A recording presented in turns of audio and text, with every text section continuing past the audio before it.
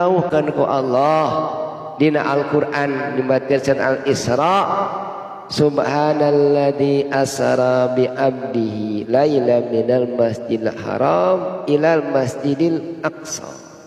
disebutkan didinya alladzi barakna haulahu linuriyahu min ayatina aya kalimat kaberkahan nu moy urang ngahormat didinya teh aya berkahna aya langkungna nu diziyadah anu disebatkeun berkah teh ziyadatun fil khair tamih-tamih dina kasayan eta disebutna berkah ziyadatun fil khair pan urang terus uninga setiap sumping sasi Rajab urang ngadoa Allahumma barik lana fi Rajaba wa wa ballighna Ramadan wa hasil hartosna naon Gusti berkahan abdi dina sasi Rajab jeung sasi Rajab Saban wa ballighna Ramadan dugikeun abdi kana bulan Ramadan ari disebat berkah teh ziyadatun fil khair nu disebat berkah teh tambah-tambah dina kasayan tambah-tambah kasayan teh sanes tambah-tambah seueurna harta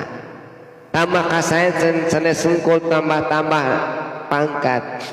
tambah-tambah kasayan teh nyata tambah-tambah urang anu ngabentenkeun kasayan eta teh sareng jalmi kafir lamun teh mah disebatkeun urang tambah-tambah kasayan nyam sami jeung orang kafir sanes berkah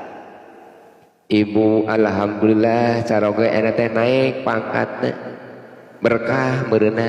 ladang istrina tahajud wae ari caroge batur nu lain agama Islam naik pangkat henteu naik pangkat